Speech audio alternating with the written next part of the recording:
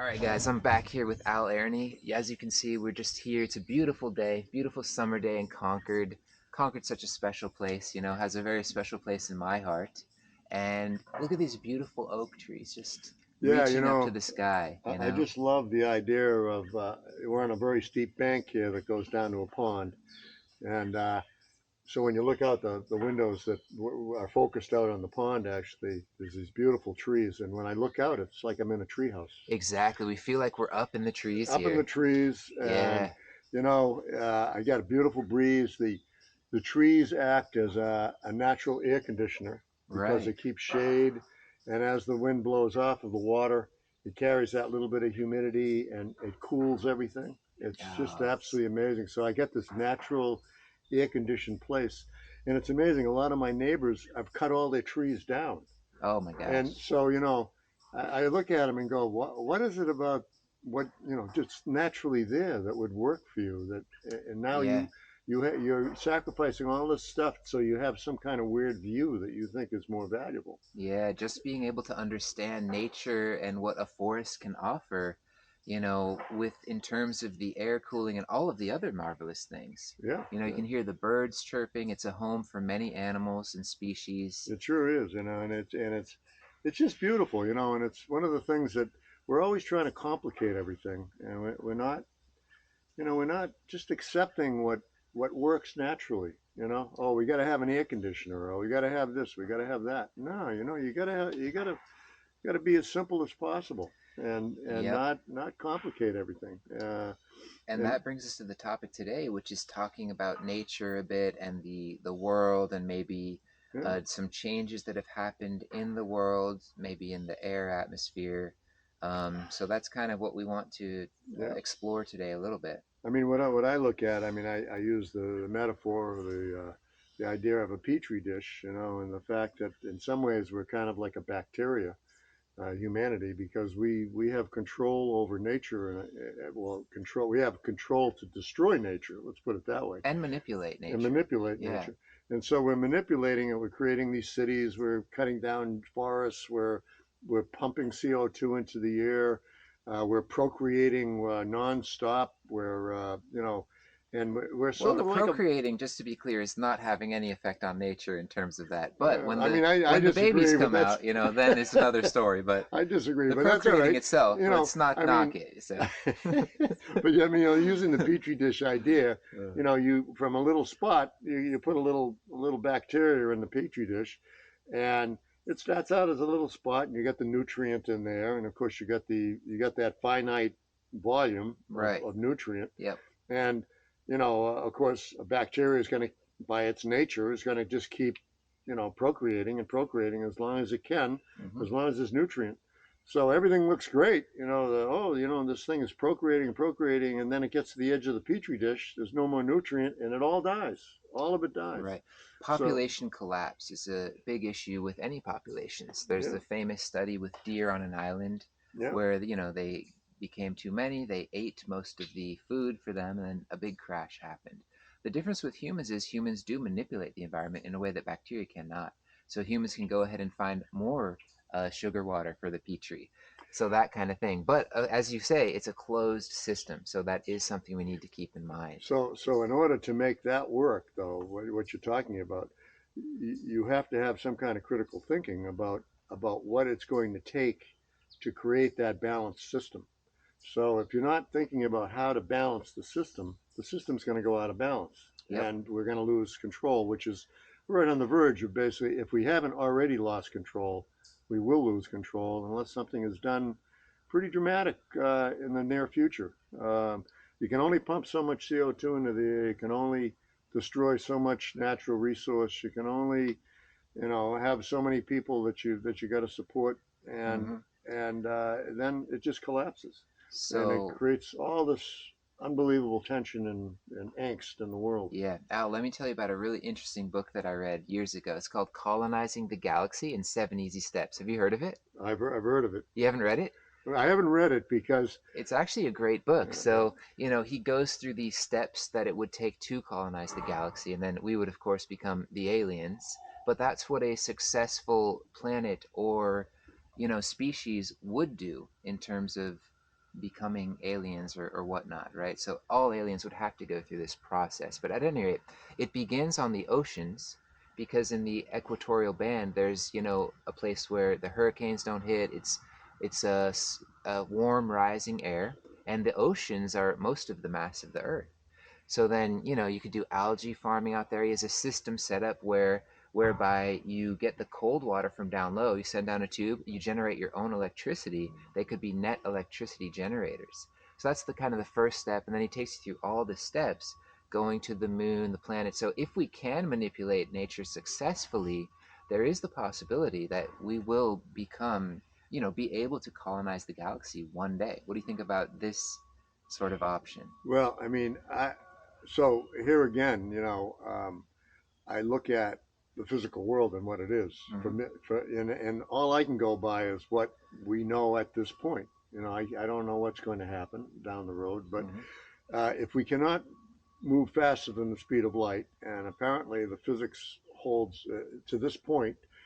Everything that we've observed in the observable universe, the bending of light through gravity, the Uh-huh. how fast light moves, all this stuff. We're these beings that live for a certain length of time, and we die. And there's a certain amount of energy it takes to try to get something up to the speed of light. I don't know if you know about cyclotron physics and all that, but you Yeah, know, sure. even an electron, a very small elementary particle, you Mm-hmm. cannot. It takes all the energy in the universe to push that thing up to the speed of light. So we Mm-hmm. can never achieve the speed of light, even for an electron, let alone a spaceship. Right. But So, let me point this out. So you know about the quantum pairing. yeah, So the quantum pairing allows you to actually communicate information potentially faster than the speed of light. Because if you created two particles together and they're paired, you can move them far apart, and then as you manipulate one, the other receives that same thing. You've heard of that, right? yes, and there's a lot of controversy about that, Very whether or not strange. that's is going faster than the speed of light. But Aha. that's Okay. another whole thing, and that's wonderful. The one thing that I do know, or I don't, that physics is telling us is that there Mm-hmm. are other dimensions that we haven't discovered yet. So, and obviously, we do not know everything. We don't know how gravity couples to the rest of physics. Right. There's just a lot of stuff we don't know. We're very infantile in our understandings, but we Exactly. do know enough to know what the physical world is doing to us right now, and how we have to interact in this world. So yeah, down the road there might be some amazing breakthroughs, and maybe we will go faster than the speed of light, and maybe there is a way of tunneling through and I so don't. forth. But what? Why would we need to go faster than the speed of light? For what purpose? Well, if you want to expand out into the universe, Not for colonizing the galaxy. That would not be necessary. And what I'm talking about colonizing galaxies is all within the laws of physics, with all within the laws of physics. And if we go back to an earlier mindset, people would say, the Black Plague, you can't cure it. It's just fatalists would say, there's no technology for that. But now with the current knowledge we have of medicine, how viruses work, bacteria, etc., and antibiotics, we can cure that. And there's also people that say we would never go to the moon. We could not possibly go to the moon. yeah, And look at how things change. I'm talking about within the laws of physics. As you said, our knowledge is very limited. So as we certainly is. find out better how things work, and we've talked about thorium and the potential of some thermonuclear energy, and that could change the game, having that kind of power and learning other things about how power could be generated, Yeah. etc. Well, I mean, then it comes to the timing. Do we have that much time? When you talk about colonizing the galaxy, if you do it with the understanding that we have now, in order to get to the closest place, which is about 3 light years away, the closest star, it would take 1,000 years. No, Al, it's called colonizing the galaxy. So it's, the targets are the moon, Mars, I believe, and potentially other planets, terraforming. Well, I mean, So it's not, you're talking about it's, terraforming the solar system, not the galaxy. Because if you're talking about the galaxy, you're talking about you're right, yeah. distances that are just tremendously Right, yeah, large. you're right. It does begin with no, it's called colonizing, I think it's the solar system is the target. Yeah, sorry. Yeah. I mean, like I say, to get to, and that might very well be, but there's the Elon Musks of the world and so forth that want to go to Mars and colonize Mars. Yeah. Well, wait a second now. We got a beautiful planet, that already has an atmosphere. Hmm. You're going to go to a planet that doesn't have a magnetosphere, so that cosmic rays, you can't create a magnetosphere around a planet. It's just not within the preview of what we can do. It's one thing to create an atmosphere, but if you don't, without the magnetosphere that the Earth has, Hmm. we would all be dead. There would be no life on this planet because we Right. would be bombarded by cosmic rays that would kill everything. Well, Elon So, Musk mentions regarding that there's sort of a fast way to do it and a slow way, and the fast way is nuking the poles, basically. oh So, boy. yeah.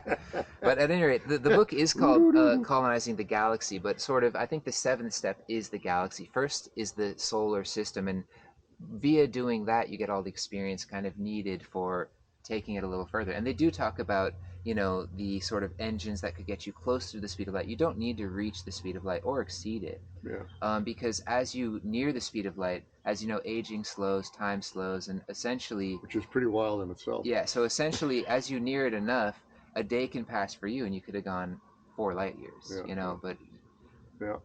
I remember when I was in engineering, we did cyclotron math, and what would happen to you could see the wavelength of the what was given off by the electron and so forth, and how it was slowing as it got near the speed of light. It was like you're going, wow, I'm seeing this math that is beyond my imagination. yeah. But it's actually, here's this data that's actually saying it happens. Mm-hmm. Yeah, And yeah. so there are these, there's our reality, and then there's this underlying thing that we're all living in that we only know that it's happening through higher math and the physics that we've been creating now. Yeah, and It's, I named my book, Where Imagination Meets Reality. And that's a little bit of the real world that we live in. yeah, of course, the other part of the real world is, do we have enough time? There are a lot of scientists, people that are gathering data and actually looking at what's going on, not glossing over all this stuff and going, oh, we got 30 years, we got 40 years, we got 100 years, whatever it might be. A lot of people are saying, hey, we got to do something now. We got to do something right now because we are really endangering ourselves. And Hmm. we're not going to kill the planet, but we can certainly destroy most of life on the planet because of what we're doing. And we're a major force and we need to take this seriously. So, there's this pie in the sky that we have all this time to colonize the galaxy or do whatever. All these things, you're talking hundreds to thousands of years in the future. We're not. This is not near term. We're not anywhere near those technologies. Not even close. So the technologies that we can harness now, that we do understand, yes, we can save ourselves, but when are we going to start doing it? That's the question. You got to take the all this knowledge that we're gaining from the infrared, being able to scan the planet and see the storms and see the storm systems and watch and monitor the temperature of the planet and watch the ice caps and watch what's going, how much carbon dioxide is being given off over here and how much oxygen is coming out over there. And, you got to, we have all that data, but we got to use it. We got to use it somehow to change what we need to change. And we know we need to change it. We know it's happening. So why aren't we doing it? That's the problem, is how do we create this critical thinking where people are aware? You have to be aware. You can't change, if you're standing in the road and there's a truck coming down the road and you go, oh, I see that truck. Yeah, it's coming. No, it's getting closer. Oh, the truck's getting closer. Ah, gee, maybe I should step off the road. Maybe not. And then there's a point where you can't step off the road because the truck's too close and you can't move fast enough. Well, Ben Franklin, I think, said, believe in God, but row away from the rocks. you know? So that's kind of what you're talking about. Yeah, I mean, no one knows how much time we have. I No. mean, I'm not, there are people that say you got 3 years. There are people that say we got 50 years. There are people that say you got 200 years. But nobody knows. But Well, I think it's going to keep going on. yeah, It's going to keep going and going. Yeah, well, it's going to keep going and going until it doesn't go. It's not doesn't time doesn't stop going, right? It always forges forward. Yeah, but our ability to survive can go. That's the problem, and Locally, and locally, that's and hopefully not globally, um, hopefully, right? yeah, Because already you see disruptions locally in yeah, certain places, but globally, there's more people than ever. So there's not, but yeah, like you say, the problem can be getting bigger in terms of the crisis. yeah. I mean, Anyway, there's a time where you can only say we got to do something for so long, and if you don't do something for a certain length of time, then it just gets to the point where you can't do anything. It's hopeless. yeah.